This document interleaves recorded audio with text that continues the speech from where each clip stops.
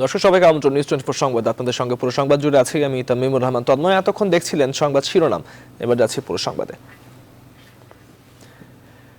ঢাকা দক্ষিণ সিটি কর্পোরেশনের মেয়র শেখ ফজলানুর তাপসকে দুর্নীতিবাজ বলায় সাবেক মেয়র সাইদ খোকনের বিরুদ্ধে মানহানির মামলা এখন রাজনীতির অন্যতম আলোচিত বিষয়। মামলার বিষয়টি রাজপথে ও আইনিভাবে মোকাবেলার পাল্টা জবাবও দেন সাইদ খোকন। এর আগে সাইদ খোকন বর্তমান ঢাকা দক্ষিণ সিটি কর্পোরেশনের মেয়র তাপসকে রাঘব বোয়াল ও দুর্নীতিবাজ বলে আখ্যা দিলে উত্তপ্ত হয়ে ওঠে পরিস্থিতি। বাকিটা জানাচ্ছেন ফখরুল ইসলাম। বলের মুখে চুনোপুটির গল্প মানায় না।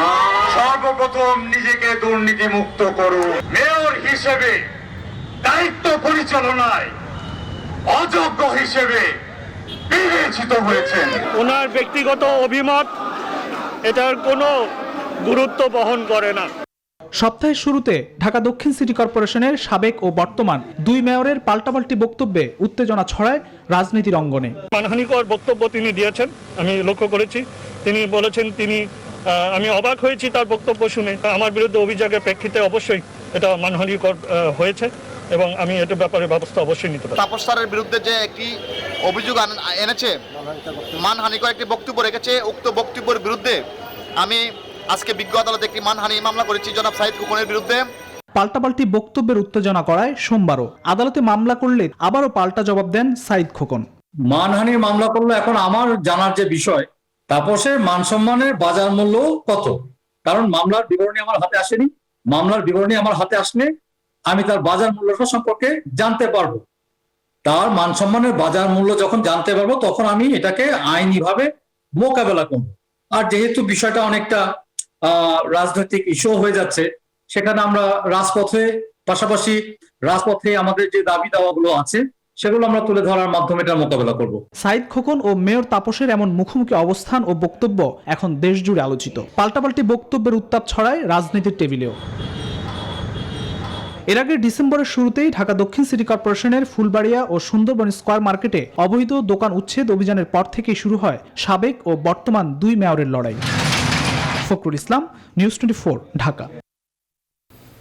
নোয়াখালীর বসুরহাট পৌরসভা নির্বাচনে সব পেছনে ফেলে শুধু নৌকার পক্ষে কাজ করার এবং ভোট দেওয়ার আহ্বান জানিয়েছেন জেলা আওয়ামী লীগের সাধারণ সম্পাদক এবং সদর সুবর্ণচর আসনের সংসদ সদস্য একরামুল করিম চৌধুরী।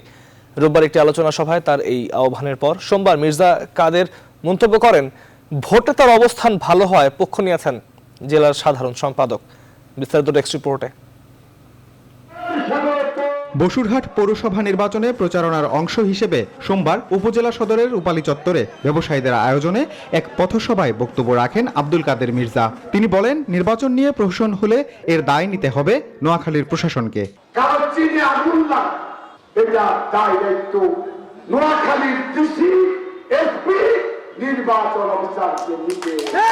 এ সময় একরামুল করিম চৌধুরীর বক্তব্য নিয়েও কথা বলেন মির্জা কাদের। বলেন, ভোটে শক্ত অবস্থান জেনেই তার পক্ষ নিয়েছেন জেলা আওয়ামী লীগের সাধারণ সম্পাদক একরামুল করিম চৌধুরী।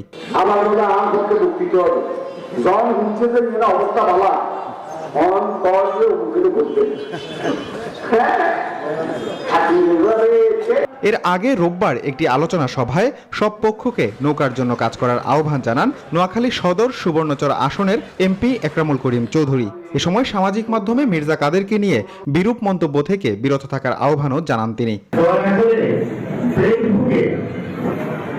আমাদের আওয়ামী লীগের প্রার্থী মির্জা কাদের ভাইয়ের বিরুদ্ধে কোনো লেখা লিখবে না, কারণ আমরা মির্জা কাদের নন, আমাদের দরকার নৌকার জল।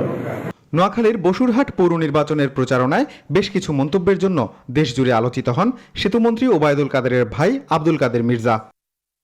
Desk report, news 24। নির্বাচন কমিশন এবং সরকার উভয়কেই ঐক্যবদ্ধ আন্দোলনে ক্ষমতাচ্যুত করার হুঁশিয়ারি দিয়েছে বিএনপি। এই আন্দোলন শুরু করতে দেশের সব রাজনৈতিক দলের প্রতি এক হয়ে গণঐক্য গড়ে তোলার আহ্বান জানিয়েছেন বিএনপির মহাসচিব মির্জা ফখরুল ইসলাম আলমগীর। বিস্তারিত জানাচ্ছেন তৌহিদ শান্ত। দাবি আদায়ে মানববন্ধন, হরতাল, অবরোধ ধর্মঘটের চেয়ে শান্তিপূর্ণ, যে কারণে পুলিশের ধরপাকড়ের ভয় উপেক্ষা করে সোমবার সকাল 10টা থেকেই জাতীয় প্রেস ক্লাবের সামনের রাজপথে আয়োজিত মানববন্ধনে বিএনপি নেতাকর্মীদের এমন অংশগ্রহণ ছিল অনেক দিন পর। দলের নেত্রী খালেদা জিয়ার নিঃশর্ত মুক্তি এবং নির্বাচন কমিশনের পদত্যাগ, এই দুই দাবিতে ঢাকা মহানগর উত্তর এবং ঢাকা মহানগর দক্ষিণ বিএনপি যৌথভাবে এই মানববন্ধনের আয়োজন করে। মহামারী এবং অসুস্থতার কারণে দলের স্থায়ী কমিটির নেতাদের অংশগ্রহণ ছিল না মানববন্ধনে। তার বিরুদ্ধে টাকা পয়সার চুরির অভিযোগ করেছেন দেশের 41 জন বুদ্ধিজীবী, এটাকেও তিনি পাত্তা দেননি। ওবায়দুল কাদের সাহেবের ছোট ভাই কি বলছেন? সুষ্ঠু নির্বাচন হলে নোয়াখালীতে এটা তো নোয়াখালীর কথা। হাসিনার পদত্যাগ ইনশাআল্লাহ 2021 সালে করব ইনশাআল্লাহ। গণঐক্য গড়ে তুলে সরকারের বিদায় জানাতে রাজনৈতিক দলগুলোর প্রতি আহ্বান জানান বিএনপি মহাসচিব। নির্বাচন কমিশন, আপনাদের যদি ন্যূনতম কোন রাগ লজ্জা থাকে, আপনাদের এখনই পদত্যাগ করা, এই মুহূর্তে পদত্যাগ করা, অন্যথায় এই দেশের মানুষ তারা আপনাদেরকে সরষে দিতে বাধ্য করবে। শুধু নির্বাচন কমিশনের নয়, এই সরকার যারা গণতন্ত্রকে হত্যা করেছে, যারা মানুষের মানুষ অধিকার করে নিয়েছে, তাদেরকে সরে যাওয়ার জন্য আমরা বৃহত্তর গণঐক্য গঠন করি। চট্টগ্রাম, সিলেট, খুলনা, রাজশাহী সহ সারা দেশে বিভাগীয় এবং জেলা শহরগুলিতেও নির্বাচন কমিশনের পদত্যাগের দাবিতে মানববন্ধনের আয়োজন করে স্থানীয় বিএনপি। তৌহিদ শান্ত, নিউজ 24, ঢাকা। এবার করোনা ভ্যাকসিনের প্রসঙ্গ। ফেব্রুয়ারির প্রথম সপ্তাহে দেশে করোনার ভ্যাকসিন প্রয়োগ শুরু হবে। আর ভারতের সেরাম ইনস্টিটিউটের তৈরি অক্সফোর্ড ও অ্যাস্ট্রাজেনেকার টিকার প্রথম চালান ঢাকায় পৌঁছবে আগামী 25 জানুয়ারির মধ্যে। 26 জানুয়ারি থেকে শুরু হবে রেজিস্ট্রেশন। সোমবার স্বাস্থ্য অধিদপ্তরের এক সংবাদ সম্মেলনে এসব তথ্য জানান অধিদপ্তরের মহাপরিচালক অধ্যাপক ডক্টর ABM খুরশিদ আলম। বিস্তারিত হাসান পারভেজের প্রতিবেদনে। ভারত থেকে কবে অক্সফোর্ডের টিকা দেশে আসবে তা নিয়ে দেখা দিয়েছিল অনিশ্চয়তা। তবে সরকার এখন বলছে সবকিছু ঠিক থাকলে অক্সফোর্ডের 3 কোটি ডোজ টিকা আনতে ভারতের সেরাম ইনস্টিটিউটের সঙ্গে গেল নভেম্বরে যে চুক্তি হয়েছিল, এই মাসেই সেই টিকা আসবে। সোমবার স্বাস্থ্য অধিদপ্তর টিকার সবশেষ পরিস্থিতি নিয়ে এক সংবাদ সম্মেলন করে। বলা হয় সবকিছু ঠিক থাকলে 25 জানুয়ারির মধ্যে টিকার প্রথম চালান 50 লাখ ডোজ দেশে আসবে। ভ্যাকসিনকো যারা আমাদেরকে ভ্যাকসিনটা সিরাম ইনস্টিটিউট থেকে এনে দিয়েছে, তারা আমাদেরকে জানিয়েছে 21শে জানুয়ারি থেকে 25শে জানুয়ারির মধ্যে তারা ভ্যাকসিনটা যে কোনো দিন নিয়ে আসতে পারবে। এটা সিরাম ইনস্টিটিউটের এই বিদেশ রপ্তানির ক্ষেত্রে যে সমস্ত আইন কানুন আছে সেটা করতে তাদের এই সময়টুকু লাগবে। টিকা ঢাকায় পৌঁছার 2 দিন পর জেলাগুলোই পৌঁছে যাবে। সবকিছু ঠিক থাকলে ফেব্রুয়ারির প্রথম সপ্তাহ থেকে মাঠ পর্যায়ে করোনা ভাইরাসের টিকা দেওয়ার প্রস্তুতি নিচ্ছে সরকার। রেজিস্ট্রেশন আমাদেরকে আইসিটি মন্ত্রণালয় যেটা যারা ছিলেন গতকালের মিটিংয়ে, তারা বলছেন যে 26 তারিখ থেকে ওনারা হয়তো শুরু করতে পারবেন। যেহেতু এটা নতুন একটা ভ্যাকসিন দেওয়া হবে, এটাকে আমরা আমাদের পরিকল্পনার মধ্যে প্রাথমিকভাবে নিয়েছি। মোবাইল টিম থাকবে সাপোর্ট দেওয়ার জন্য এবং উপজেলা হেলথ কমপ্লেক্স লেভেলে যতদূর সম্ভব ততদূর ব্যবস্থা রাখা হবে। আগে সিদ্ধান্ত ছিল প্রথম ডোজের পর দ্বিতীয় ডোজ দেয়া হবে 28 দিন পর। তবে সেই সিদ্ধান্তে এসেছে পরিবর্তন। আমরা যে 50 লক্ষ ডোজ প্রথম আনবো, সেটা আগে ছিল যে 25 লক্ষ দিয়ে আর বাকিটা আমরা সেকেন্ড ডোজের জন্য রেখে দেব। এখন প্ল্যান হয়েছে যে না, 50 লক্ষকে আমরা দিয়ে দেবো। যেহেতু আমাদের 8 সপ্তাহ সময় আছে মধ্যখানে, তাহলে দ্বিতীয় ডোজ দেওয়ার আগে আমরা 8 সপ্তাহ সময় পাবো। 18 বছরের নিচে এবং গর্ভবতী নারীদের টিকা দেয়া হবে না। প্রতি কেন্দ্রে 2 জন নার্স থাকবেন যারা টিকা দেবেন, বাকি 4 জন থাকবেন স্বেচ্ছাসেবী হিসেবে। হাসান পারভেজ, নিউজ 24, ঢাকা। করোনায় আক্রান্ত হয়ে মারা গেলেন বিশিষ্ট সাংবাদিক ও প্রথম আলোর যুগ্ম সম্পাদক মিজানুর রহমান খান। সোমবার সন্ধ্যায় রাজধানীর এক বেসরকারি হাসপাতালে চিকিৎসাধীন অবস্থায় তিনি মারা যান। ইন্না লিল্লাহি ওয়া ইন্না ইলাইহি রাজিউন। মিজানুর রহমান খান গেল 27 নভেম্বর করোনা ভাইরাসে আক্রান্ত হন। প্রথমে ঢাকার এক বেসরকারি হাসপাতালে চিকিৎসা নেন। সেখানে সমস্যা বাড়লে সেখান থেকে 10 ডিসেম্বর তাকে মহাখালীর ইউনিভার্সাল মেডিকেল কলেজ হাসপাতালে ভর্তি করা হয়। সেখানে তাকে নিবিড় পরিচর্যা কেন্দ্রে রেখে চিকিৎসা করা হয়। শারীরিক অবস্থার অবনতি হয়ে গেলে শনিবার বিকেলে তাকে লাইফ সাপোর্টে নেওয়া হয়। সোমবার সন্ধ্যায় তাকে মৃত ঘোষণা করেন দায়িত্বরত চিকিৎসক। তার মৃত্যুতে গভীর শোক প্রকাশ করেছেন সাবেক আইনমন্ত্রী অ্যাডভোকেট আব্দুল মতিন খসরু, গণস্বাস্থ্যের প্রতিষ্ঠাতা ডাক্তার জাফরুল্লাহ চৌধুরী এবং জাতীয় প্রেস ক্লাবের সভাপতি ফরিদা ইয়াসমিন সহ আর অনেকে। সাংবাদিক মিজানুর রহমান খান 1967 সালের 31 অক্টোবর ঝালকাঠির নলসিটিতে জন্মগ্রহণ করেন। মা, স্ত্রী, 3 সন্তান, 5 ভাই, 3 বোন সহ মৃত্যুকালে অগণিত আত্মীয় স্বজন ও গুণগ্রাহী রেখে গেছেন তিনি। সকাল 10:30টায় সেগুনবাগিচায় ঢাকা রিপোর্টার্স কমিটিতে তার প্রথম দফা জানাজার অনুষ্ঠিত হবে। এরপরে তিনি জাতীয় প্রেস ক্লাবের সদস্য, এজন্য আমরা জাতীয় প্রেস ক্লাবে 11টা একটা জানাজার আয়োজন করেছি। এরপরে তার প্রিয় কর্মস্থল প্রথম আলো কারণ বাজার অফিসেও লাশ নেওয়া হবে। সেখানে যদি কেউ তার সহকর্মী শুভাকাঙ্ক্ষী কেউ যদি দেখতে আগ্রহী থাকে সেখানে গেলে শেষবারের মতো দেখার সুযোগ দেওয়া হবে। কাজে হচ্ছে মানে এত দক্ষ, এত সিরিয়াস, এত সিনসিয়ার, আইন বিষয়ে তো বিশেষজ্ঞ, অন্য বিষয়ে যে একটা হাত কাটা উনি ওই সময় ওই ছবিটা যে তুললেন, বা এই কোভিডের মধ্যে উনি সারা রাত কিন্তু একটা হাসপাতালের সামনে দাঁড়িয়েছিলেন, এটা আমরা কেউ করিনি। আমরা তখন সবাই সাবধান ছিলাম। এরকম সাংবাদিক আমরা পাবো না, এরকম ভালো মানুষ পাবো না, এরকম সৎ মানুষ পাবো না। দেশে করোনায় আরও 22 জনের মৃত্যুতে মৃতের সংখ্যা বেড়ে দাঁড়িয়েছে 7,803 জন। গেল 24 ঘন্টায় 14,097টি নমুনা পরীক্ষায় নতুন শনাক্ত হয়েছে 849 জন। সোমবার করোনা বিষয়ক নিয়মিত সংবাদ বিজ্ঞপ্তিতে স্বাস্থ্য অধিদপ্তর এই তথ্য জানায়।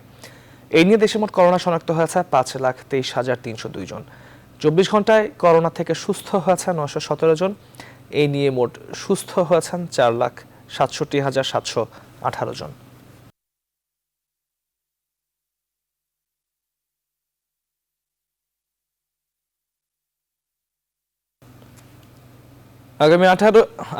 আগামী 28শে জানুয়ারির মধ্যে এইচএসসি ও সমমানের পরীক্ষার ফল প্রকাশ করা হবে। মন্ত্রী পরিষদের এই সিদ্ধান্ত জানিয়েছেন মন্ত্রী পরিষদ সচিব। মাধ্যমিক ও উচ্চ মাধ্যমিক শিক্ষা বোর্ড আইনের সংশোধনী অনুমোদনও দিয়েছে মন্ত্রিসভা। তৌফিক মাহমুদ মুন্নার প্রতিবেদনে বিস্তারিত। করোনা মহামারীর কারণে বাতিল করা হয় 2020 সালের এইচএসসি ও সমমানের পরীক্ষা ছাড়াই জেএসসি ও এসএসসি পরীক্ষার ফলাফল গড় করে প্রকাশ করা হবে এইচএসসির ফল, যেখানে জেএসসি ও জেডিসি ফলাফলকে 25 এবং এসএসসির ফলকে 75% বিবেচনায় নেওয়া হবে। সোমবার সকালে প্রধানমন্ত্রী শেখ হাসিনার সভাপতিত্বে মন্ত্রিসভার বৈঠক অনুষ্ঠিত হয়। গণভবন থেকে প্রধানমন্ত্রী ভিডিও কনফারেন্সের মাধ্যমে মন্ত্রিসভার বৈঠকে সভাপতিত্ব করেন। বৈঠকে মন্ত্রী পরিষদের সদস্যরা অংশ নেন। কোনো রিসোর্স নেই। বৈঠক শেষে শিক্ষামন্ত্রী জানান, এইচএসসি ফল প্রকাশের জন্য মন্ত্রিসভার বৈঠকে আইন সংশোধনের প্রস্তাব অনুমোদন পেয়েছে। যদি পরীক্ষা নেওয়া সম্ভব না হয় কিংবা স্বাভাবিকভাবে নেওয়া সম্ভব না হয়, কম সিলেবাসে নেওয়া বা পরীক্ষা ছাড়াই বা ভিন্নতর কোনো মূল্যায়ন পদ্ধতির মাধ্যমে মূল্যায়ন করে সনদ দেয়া, সেই সুযোগটি যেন সরকার তখন সিদ্ধান্ত নিয়ে গ্যাজেট বিজ্ঞপ্তি দিয়ে যেন এটা করতে পারে, সেই সংশোধনীটুকু আনা হচ্ছে। বৈঠক শেষে আনুষ্ঠানিক ব্রিফ করেন মন্ত্রিপরিষদ সচিব। তিনি বলেন, চলতি মাসের 28 তারিখের মধ্যেই এইচএসসি ও সমমানের ফল প্রকাশ করা হবে। ক্যাবিনেট সিদ্ধান্ত দিয়েছে যে না, এটা অর্ডিন্যান্স করার দরকার নাই, এটা আপনার সরাসরি অনুমোদন, ভোটিং সাপেক্ষে অনুমোদন দেওয়া হলো। এটা একেবারে পার্লামেন্টে গিয়ে ফার্স্ট দিনই এটা পুট আপ করে 2-3 দিনের মধ্যে আইন করে তারপর যাতে 25-26 তারিখ বা ম্যাক্সিমাম 28 তারিখের মধ্যে রেজাল্ট 3 তারিখ দিয়ে দেওয়া যায়। মহামারী করোনার কারণে গেল বছরের 17 মার্চ থেকে এখন পর্যন্ত দেশের সব শিক্ষা প্রতিষ্ঠান বন্ধ রয়েছে। তৌফিক মাহমুদ মুন্না, নিউজ 24, ঢাকা। শিক্ষা প্রতিষ্ঠান খোলার সব প্রস্তুতি সেরে রেখেছে মন্ত্রণালয়। অপেক্ষা কেবল সরকারি সিদ্ধান্তের। শিক্ষা প্রতিষ্ঠান খুললে গুরুত্ব বিবেচনায় সবচেয়ে আগে ক্লাস শুরু হবে এসএসসি ও এইচএসসি পরীক্ষার্থীদের ক্লাস। পর্যায়ক্রমে ক্লাস শুরু করবে অন্যান্য শিক্ষার্থীরাও। তবে নতুন বর্ষে আর কোনো অটো পাসের সুযোগ নেই বলে মত মাওসিফ মহাপরিচালকের। অন্যদিকে সংক্ষিপ্ত সিলেবাসে এসএসসি ও এইচএসসির পরীক্ষা নেওয়ার কারিকুলাম তৈরির কাজ শুরু করেছে এনসিটিবি। সজল দাস জানাচ্ছেন বিস্তারিত। করোনা ভীতি সঙ্গী করে অনেকটাই স্বাভাবিক নগর জীবন, চলছে সবকিছু, কিন্তু বন্ধ শিক্ষা প্রতিষ্ঠান। শিক্ষার্থীদের স্বাস্থ্য সুরক্ষা বিবেচনায় সিদ্ধান্তে অনড়, করোনা পরিস্থিতির উন্নতি সাপেক্ষেই পরবর্তী সিদ্ধান্ত নিতে চায় সরকার। সার্বিক পরিস্থিতি যদি অনুকূলে থাকে তাহলে 2021 সালের জুন নাগাদ আশা করছি যে এসএসসি বা সমমান পরীক্ষা আমরা হয়তোবা গ্রহণ করতে পারবো। তবে শিক্ষা প্রতিষ্ঠান খোলার সব প্রস্তুতি সেরেছে মন্ত্রণালয়। এরই মধ্যে ক্লাস শুরুর ম্যাপিং সম্পন্ন করেছে মাধ্যমিক ও উচ্চশিক্ষা অধিদপ্তর। বলছে গুরুত্ব বিবেচনায় প্রথমেই এসএসসি ও এইচএসসি শিক্ষার্থীদের ক্লাস শুরু হবে। আমাদের যে স্বাস্থ্যবিধি মানার যে নীতিমালা, সেটাও 2 একদিনের মধ্যে আমাদের চূড়ান্ত হয়ে যাবে। ফলে আমরা সেই প্রস্তুতিটা নিয়ে রাখছি যে সিচুয়েশনটা একটু ফেভারেবল আসা মাত্রই যেন আমরা স্কুলগুলো খুলতে পারি। এসএসসি এবং এইচএসসি পরীক্ষার্থীদেরকে আমরা একটু প্রায়োরিটি দেব, অর্থাৎ তারা যেন ফুল সুইং এ ক্লাসটা করতে পারে শুরু থেকে, সেই ব্যবস্থাটা করার চেষ্টা করব। পর্যায়ক্রমে ক্লাস শুরু করবে নবম, অষ্টম, সপ্তম ও ষষ্ঠ শ্রেণীর শিক্ষার্থীরা। নতুন শিক্ষাবর্ষে অটো পাসের আর কোনো সুযোগ নেই বলেও মত মাওসি মহাপরিচালকের। বাকি যারা আছেন তাদেরকে প্রথম অবস্থায় হয়তো একটু স্প্লিট করে ভাগে ভাগে তাদেরকে শিক্ষা প্রতিষ্ঠানে এনে ফেস টু ফেস ক্লাস দেওয়ার ব্যবস্থাটা আমরা করব। আমরা তাদের জন্য অটো পাসের ব্যবস্থা করব না। এদিকে আসন্ন এসএসসি ও এইচএসসি পরীক্ষার কারিকুলাম সংক্ষিপ্তকরণের কাজ শুরু করেছে জাতীয় শিক্ষাক্রম ও পাঠ্যপুস্তক বোর্ড। মন্ত্রী মহোদয় আপনাদের বলেছিলেন যে এসএসসি পরীক্ষা, এইচএসসি পরীক্ষা আপনার সংক্ষিপ্ত একটু সিলেবাসকে সংক্ষিপ্ত করে নেবেন, সেই ব্যাপারে কাজ করছি আমরা। নতুন শিক্ষাবর্ষে কিভাবে ক্লাস হবে, কেমন হবে কারিকুলাম, এসব বিষয়ে সব প্রস্তুতি নিয়ে রাখছে মন্ত্রণালয়। এখন অপেক্ষা সরকারের চূড়ান্ত সিদ্ধান্তের। সজল দাস, নিউজ 24, ঢাকা। প্রধানমন্ত্রী শেখ হাসিনা বলেছেন, বর্তমান সরকার দীর্ঘ সময় ক্ষমতায় থাকার কারণে উন্নয়নের ধারাবাহিকতা রক্ষা হয়েছে, আর এই কারণেই বিশ্ব বাংলাদেশকে এখন সম্মান জানায়। তিনি আরো বলেন, ক্ষুধা আর দারিদ্র মুক্ত বাংলাদেশ গড়ে তুলতে সরকার যে লক্ষ্য নিয়েছে তা বাস্তবায়ন হবে। গণভবন থেকে মন্ত্রিসভায় ভার্চুয়ালি যুক্ত হয়ে সোমবার এসব কথা বলেন সরকার প্রধান। শাহালি জয় রিপোর্টে বিস্তারিত। নতুন বছরে মন্ত্রিসভার প্রথম বৈঠক ভার্চুয়াল প্ল্যাটফর্মে যুক্ত হয়ে প্রধানমন্ত্রী শেখ হাসিনা বলেন, করোনার কারণে জাতির জনকের জন্মবার্ষিকীর অনেক অনুষ্ঠান আয়োজন করা না গেলেও তার স্বপ্নের সোনার বাংলা গড়ে তোলার কাজ থেমে থাকেনি। আজকে দীর্ঘ সময় আমরা রাষ্ট্র পরিচালনার দায়িত্ব পাওয়াতে একটা সুযোগ আমাদের হয়েছে যে আজকের বাংলাদেশ সারা বিশ্ব বাংলাদেশকে সম্মান জানায়। সারা বিশ্ব বাংলাদেশের কথা শুনলে, আগে যেমন বাংলাদেশের কথা শুনলে বলতো ও বাংলাদেশ মানে প্রাকৃতিক দুর্যোগ, ঝড়, বন্যা, দারিদ্রতা, এখন আর সে কথা কেউ বলে না, বরং এখন বাংলাদেশ সারা বিশ্বে একটা দৃষ্টান্ত স্থাপন করেছে কিভাবে উন্নয়ন করা যায়, কিভাবে দারিদ্র্য বিমোচন করা যায়, কিভাবে কর্মসংস্থান করা যায়, কিভাবে দেশের মানুষের জীবন মান উন্নত করা যায়, স্বাস্থ্য সুরক্ষার ব্যবস্থা করা যায়।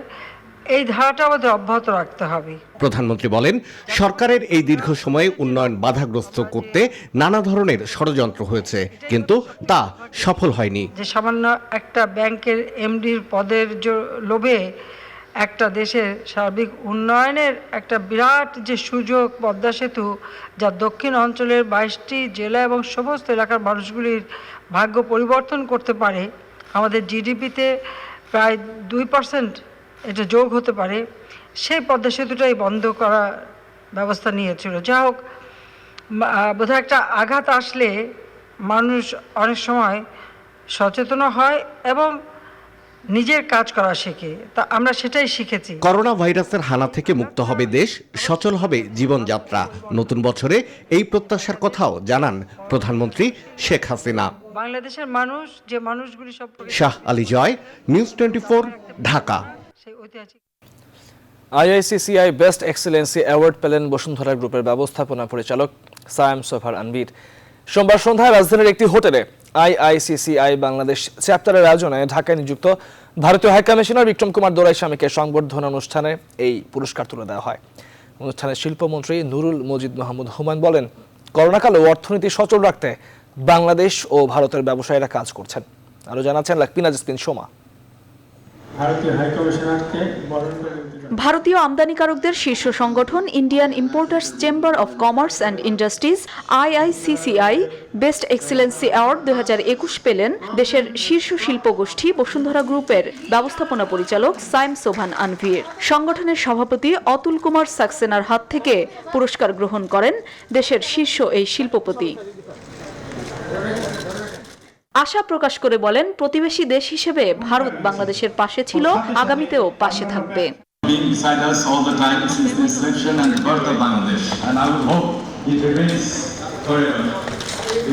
Till Bangladesh leaves. Thank you very much. অনুষ্ঠানে শিল্পমন্ত্রী বলেন, করোনাকালে অর্থনীতি সচল রাখতে দুই দেশের ব্যবসায়ী সমাজ কাজ করছে, সরকারও তাদের সহযোগিতায় প্রস্তুত আছে। If we work together, especially big groups are here, Vasundhara, Rupayans and others, I see that. So our pledge is to the nation. We'll keep it. এ সময় বাংলাদেশ ও ভারতের মধ্যে ব্যবসা বাণিজ্যের বিপুল সম্ভাবনা তুলে ধরে ভারতীয় হাই কমিশনার বলেন, প্রযুক্তি, কর্মসংস্থান ও বিনিয়োগে ভর করে বাংলাদেশ ভারত বন্ধুত্ব দীর্ঘজীবী হবে। Through trade we can build joint ventures, and through trade we can create partnerships in technology and partnerships that will create new opportunities for businesses to jointly explore markets elsewhere in the world. অনুষ্ঠানে মোট 6 জন বিশিষ্টজনকে IICCI best excellency award 2021 তুলে দেওয়া হয়। লাকমিনা jasmine Soma, news 24, Dhaka. Sylhet নগরীর সুবিদ বাজার এলাকায় truck চাপায় 2 motorcycle আরোহীর মৃত্যু হয়েছে। সোমবার রাতে এই দুর্ঘটনা ঘটে। এই ঘটনায় প্রায় 2 ঘন্টা সিলেট সুনামগঞ্জ সড়ক অবরোধ করে রাখে বিক্ষুব্ধ জনতা। এই সময় অন্তত 5টি পণ্যবাহী ট্রাকে আগুন ও অন্তত 20টি ট্রাক ভাঙচুর চালায় তারা। প্রত্যক্ষদর্শীরা জানান, রাত আনুমানিক 10টার দিকে সুবিদ বাজার এলাকায় নিয়ন্ত্রণ হারিয়ে একটি মোটরসাইকেল চলন্ত ট্রাকের তলায় পড়ে গেলে ওই 2 আরোহী নিহত হন। ঘটনার পর রাস্তা অবরোধ ও যানবাহন ভাঙচুর শুরু করে বিক্ষুব্ধ জনতা। খবর পেয়ে পুলিশ এসে পরিস্থিতি নিয়ন্ত্রণে আনে। পরে পরিস্থিতি উন্নতি হলে সিলেট সুনামগঞ্জ সড়কে আবারও যান চলাচল শুরু হয়।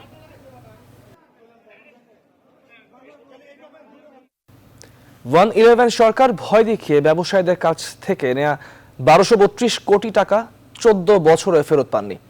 টাকা ফেরত দিতে সর্বোচ্চ আদালতের রায়ও আছে, কিন্তু রাষ্ট্রপক্ষ রায় পুনর্বিবেচনার যে আবেদন করেছে তার উপর বিগত 3 বছরেও কোনো শুনানি হয়নি।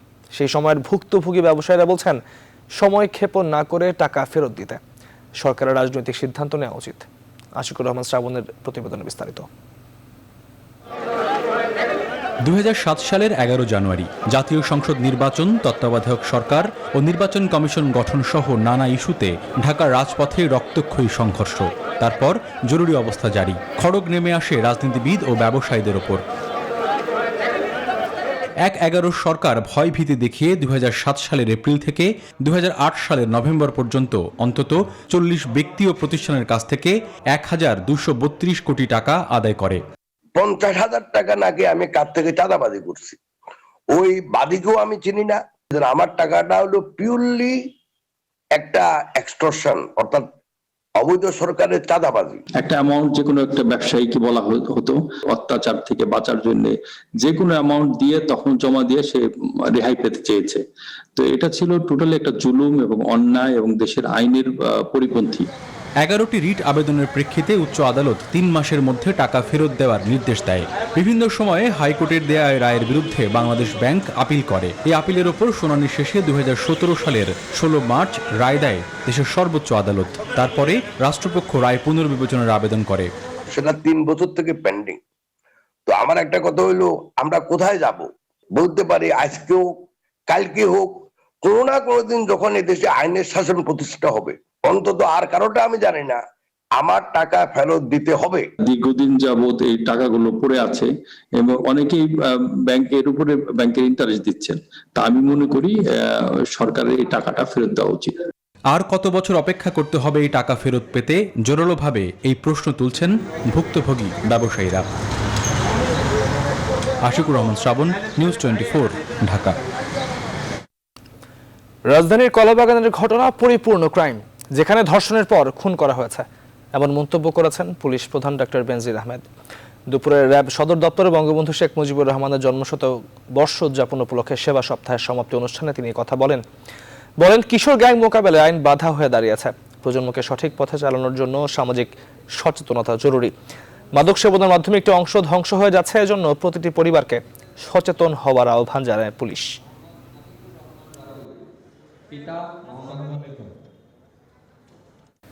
সরগরম বন্দরনগরীর রাজনীতি। আজও জোর প্রচারণা চালিয়েছেন আওয়ামী লীগ ও বিএনপির প্রার্থী। দুই প্রার্থীর পক্ষে দলের স্থানীয় নেতারাও অংশ নেন। নয়ন বরাজয়ের তথ্য ছবিতে ডেস্ক রিপোর্ট। বড় দুই দলের একক প্রার্থী হওয়ায় জমে উঠেছে চট্টগ্রাম সিটি কর্পোরেশন নির্বাচনের প্রচারণা। সকাল থেকে সন্ধ্যা পর্যন্ত গণসংযোগ চালাচ্ছেন মেয়র প্রার্থী থেকে শুরু করে কাউন্সিলর পদপ্রার্থীরা। এবারে সিটি কর্পোরেশন নির্বাচনে সব কেন্দ্রে ইভিএম এ ভোট হবে, কিন্তু ইভিএম কে ভোট চুরির বাক্স হিসেবে অভিহিত করে এর বিরোধিতা করেন বিএনপির মেয়র প্রার্থী ডাক্তার শাহাদাত হোসেন। যে জায়গাগুলোতে কারচুপি হয়েছে সে 3টা জায়গায় আমরা কমিশনকে অ্যাড্রেস করেছি। আমরা বলেছি ইভিএম এর ব্যালট প্যানেল যেখানে সন্ত্রাসীরা দাঁড়িয়ে থেকে আমার ভোট তারা দিয়ে দেয়, ওই ব্যালট প্যানেলকে সুরক্ষা দেওয়ার জন্য আমি বলেছি। অন্যদিকে আওয়ামী লীগ সমর্থিত মেয়র প্রার্থী রেজাউল বলেন বিএনপির অভিযোগের শেষ নেই, এবার নতুন অভিযোগ ইভিএম।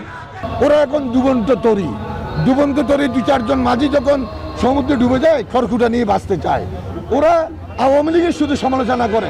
কতক্ষণ ইভিএম সংস্কার চায়, কতক্ষণ পদ্মা সেতু হতে পারবে না বলে, কতক্ষণ টানেল হতে পারবে না। আর চট্টগ্রাম সিটি কর্পোরেশন নির্বাচনে রিটার্নিং কর্মকর্তা জানান সুষ্ঠু নির্বাচনে ইভিএম এর বিকল্প নেই। ইতিপূর্বে অনেকগুলো নির্বাচন শান্তিপূর্ণভাবে অনুষ্ঠিত হয়েছে। আমরা প্রত্যাশা করছি এই সিটি নির্বাচনটিও ইভিএম এর মাধ্যমে খুব শান্তিপূর্ণভাবে সুন্দরভাবে এটা সম্পন্ন হবে। চট্টগ্রাম সিটি কর্পোরেশন নির্বাচনে মোট ভোটার 19.5 লাখের বেশি। ভোটাররা চান সুষ্ঠু নির্বাচন। আমি সুষ্ঠু নির্বাচন চাই, যেন কেন্দ্র যাইয়েরা সুষ্ঠুভাবে ভোট দিতে পারি। আমরা সুষ্ঠু নির্বাচন চাই, আমাদের মন মতন প্রার্থীকে আমরা আনতে চাই। প্রতীক বরাদ্দ দেওয়ার পর থেকেই প্রার্থীরা প্রচারণায় ব্যস্ত সময় পার করছেন। এ সময় ভোটারদের মন জয় করতে দেয়া হচ্ছে নানা প্রতিশ্রুতি। Desk report, news 24। কাগজে কলমে এখন শীতকাল, তবে শীতের দেখা মিলছে না বেশ কয়েকদিন ধরেই। পরিবেশবিদদের মতে পৌষের শেষে প্রান্তে এসে শীতের আমেজ না পাওয়াটাই যেন অস্বাভাবিক। বৈশ্বিক ও স্থানীয় উষ্ণতা বৃদ্ধি এর অন্যতম কারণ। যদিও আবহাওয়া অধিদপ্তর বলছে 2-1 দিনের মধ্যেই সারা দেশে বইবে মৃদু শৈত্যপ্রবাহ। রিশাদ হাসান জানাচ্ছেন বিস্তারিত। রাজধানীর আগারগাঁও এলাকার আবহাওয়া অধিদপ্তরের উপর চোখ রাঙাচ্ছে পৌষের সূর্য। গেল বেশ কয়েকদিন শীতের প্রকোপ না থাকায় বোঝা দেয় যে নগরীতে চলছে শীত মৌসুম। নাতিশীতোষ্ণ সময়ের কাঙ্ক্ষিত সুসংবাদটা হলো 2-1 দিনের মধ্যেই সারা দেশে বইবে মৃদু শৈত্যপ্রবাহ। আমরা আশা করছি যে 13 তারিখ থেকে মোটামুটি সারা দেশে উত্তর এবং উত্তর পশ্চিমাঞ্চলে তাপমাত্রা সাধারণত কিছুটা কমে আসতে পারে। আমি কমার টেন্ডেন্সি 10-এর নিচে নামতে পারে কিছু কিছু জায়গায়, হয়তো কিছুটা শৈত্যপ্রবাহ অব্যাহত থাকতে পারে 2 থেকে 3 দিন। তবে শীতকালেই কেন শীতের জন্য এত অপেক্ষা, এমন প্রশ্ন ছিল এই আবহাওয়াবিদের কাছে। রিজ অফ সাবকন্টিনেন্টাল হাই বা উচ্চচাপ বলয়ের বদ্ধিতাংশ যদি আমাদের বাংলাদেশের কাছাকাছি না থেকে যদি বিহার কিংবা আরো দূরে থাকে, তখন সেই শীতটা অতটা অনুভূত হয় না। পরিবেশবিদদের মতে বৈশ্বিক ও স্থানীয় উষ্ণতা বৃদ্ধির কারণে প্রতি বছর তাপমাত্রা বাড়ছে একটু একটু করে। যেহেতু যে বৈশিষ্ট্য বাংলাদেশ থেকে চলে যাচ্ছে, এটা কিন্তু ভবিষ্যতে আরো বাড়তে থাকবে। 2টা কারণে বাড়তে থাকবে। একটা হচ্ছে বৈশ্বিক কারণ, জলবায়ু পরিবর্তনের প্রভাব, একটা হচ্ছে আমাদের স্থানীয় কারণ। আমরা যদি বৈশ্বিক প্রভাব যেটা, সেটার জন্য আন্তর্জাতিকভাবে আমরা বলতে পারি, কিন্তু আমাদের বেশি কিছু করার নাই। কিন্তু স্থানীয় যে প্রভাব, সেটার বিষয়ে কিন্তু আমাদের প্রচুর করণীয় আছে। পরিবেশবিদরা বলছেন দ্রুত এই সমস্যার সমাধানে না এলে বৈশ্বিক উষ্ণতা বৃদ্ধির সাথে সাথে হারিয়ে যেতে থাকবে ষড়ঋতুর দেশের কাঙ্ক্ষিত ঋতুর পালাবদল। রিশাদ হাসান, নিউজ 24, ঢাকা। এবারে ফার্স্ট সিকিউরিটি ইসলামী ব্যাংক অর্থ ও বাণিজ্য সংবাদ।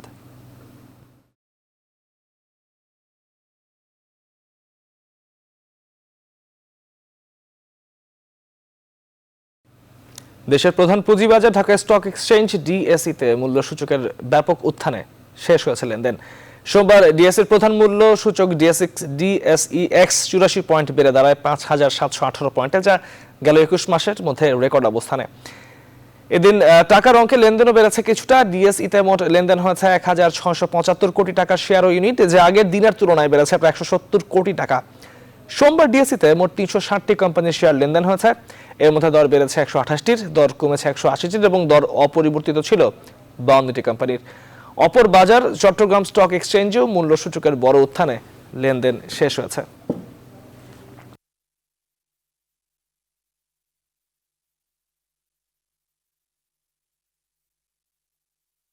নিউজ 24 প্রবাসের খবর।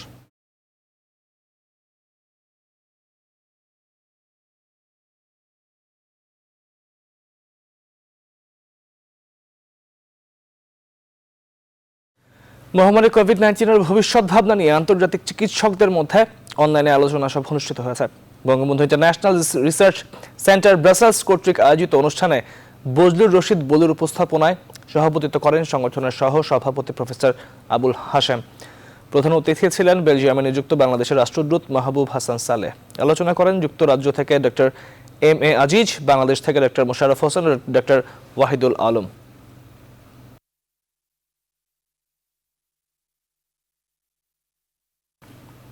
মেয়াদ শেষের আগে প্রেসিডেন্ট ডোনাল্ড ট্রাম্পকে সরাতে কংগ্রেসের প্রতিনিধি পরিষদের সভায় অভিশংসন প্রস্তাব উত্থাপন করেছে ডেমোক্রেটরা। এতে রিপাবলিকান দলের সদস্যরা আপত্তি জানালে মঙ্গলবার সকাল পর্যন্ত সভা মুলতবি করেন স্পিকার ন্যান্সি পেলোসি।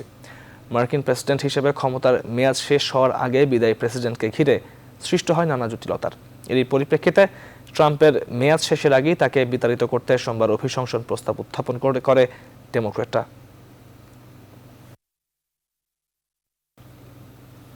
মার্কিন নিষেধাজ্ঞা প্রত্যাহার না হলে এবার পরমাণু অস্ত্র বিস্তার রোধ চুক্তির সম্পূরক প্রোটোকল থেকে বেরিয়ে যাওয়ার হুমকি দিয়েছে তেহরান।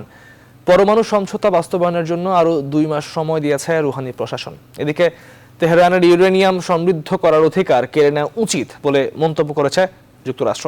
অন্যদিকে ইরানের নতুন ক্ষেপণাস্ত্র শহর উন্মোচনের খবরে ব্যাপক আতঙ্ক ছড়িয়ে পড়েছে ইসরায়েলে। নিবির আমিনের ডেস্ক রিপোর্ট।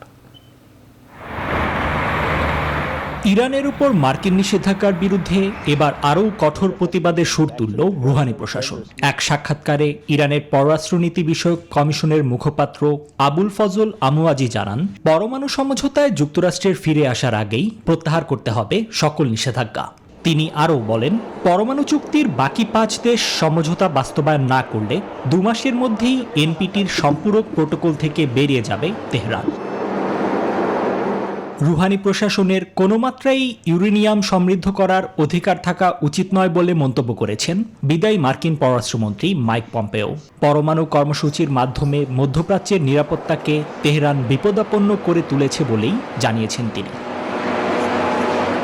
এদিকে ইরানের নতুন আরেকটি ভূগর্ভস্থ ক্ষেপণাস্ত্র শহর উন্মোচনের পর ব্যাপক প্রতিক্রিয়ার সৃষ্টি হয়েছে ইসরায়েলে। শহরটির একটি ভিডিও প্রকাশ হওয়ার পর আতঙ্ক দেখা দিয়েছে ইসরায়েলি নাগরিকদের মাঝে। গেল শুক্রবার ভূগর্ভস্থ ক্ষেপণাস্ত্র শহর উন্মোচন করেছে ইরানের বিপ্লবী গার্ড বাহিনী IRGC। নিবির আমিন, নিউজ 24। বুড়ি আবহাওয়ার কবলে পড়েছে বিশ্বের বেশ কয়েকটি দেশ। নজিরবিহীন তুষারপাতে অবরুদ্ধ হয়ে পড়েছে স্পেনের প্রায় অর্ধেক অঞ্চল, বাড়ছে ক্ষয়ক্ষতির পরিমাণ। রাশিয়ার সাইবেরিয়া অঞ্চলের ভয়াবহ তুষারঝড়ে শিশুসহ 3 জনের মৃত্যু হয়েছে। তাপমাত্রায় হিমাঙ্কের নিচে অবস্থান করে তুষারপাত অব্যাহত রয়েছে জার্মানিতে। একদিকে যখন তুষারঝড়ে বিপর্যস্ত জনজীবন, অন্যদিকে অসহনীয় গরমে পড়ছে গ্রিস।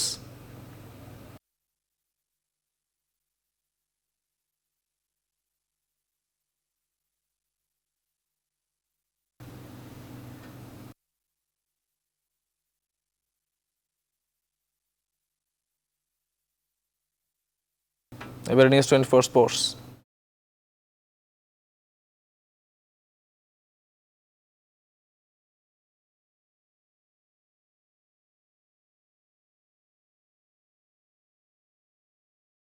ফেডারেশন কাপের ব্যাক টু ব্যাক ট্রফি ঘরে তোলার পরও নেই বসুন্ধরা কিংসের কোনো উদযাপন, কারণ একদিন পরেই শুরু হচ্ছে মৌসুমের আসল লড়াই, পেশাদার লিগ। তাই তো ট্রফি জয়ের পর দিনই মাঠে ব্যস্ত অস্কার ব্রুজনের শিষ্যরা। তবে ক্লাব সভাপতি ইমরুল হাসানের হাতে ঠিকই কিন্তু পৌঁছে যাচ্ছে বিভিন্ন মহলের পাঠানো ফুলেল শুভেচ্ছা। মাহফুজুল ইসলামের রিপোর্ট। নানান মহলের শুভেচ্ছায় সিক্ত বসুন্ধরা কিংস, তবে লিগের কথা মাথায় রেখে ক্লাবের ছিল না কোনো উদযাপন। সাইফের বিপক্ষে ম্যাচটায় 1-0 গোলের জয়। তবে এই জয়ের পরেও ফেডারেশন কাপের ফাইনালটা জন্ম দিয়েছে নানান আলোচনার। ঘরোয়া ফুটবলে আবাহনীর আধিপত্যে ভাগ বসানো বসুন্ধরা কিংসের বিপক্ষে সাইফের ম্যাচটাকে অনেকে বলছেন কর্পোরেট ডার্বি। বিশ্ব ফুটবলের বর্তমান বাস্তবতায় ক্লাব কাঠামোর গতানুগতিক ধারা থেকে বের হয়ে আসার সুফল পেয়েছে উভয় ক্লাব, বলছেন বসুন্ধরা কিংস সভাপতি। পূর্বে যেভাবে ক্লাবগুলো পরিচালিত হতো, যে কিছু ব্যক্তি অনুদানের উপর নির্ভর করে, সে বর্তমান প্রেক্ষাপটে সেটা কিছুটা অসম্ভব। সময়ের প্রয়োজনই আমার মনে হচ্ছে যে আরও বেশ কিছু কর্পোরেট হাউসে ফুটবলে আসা উচিত। এবারের ফেডারেশন কাপে সাইফের লোকাল ফুটবলারদের পারফরমেন্স নজর কেড়েছে ইমরুল হাসানের।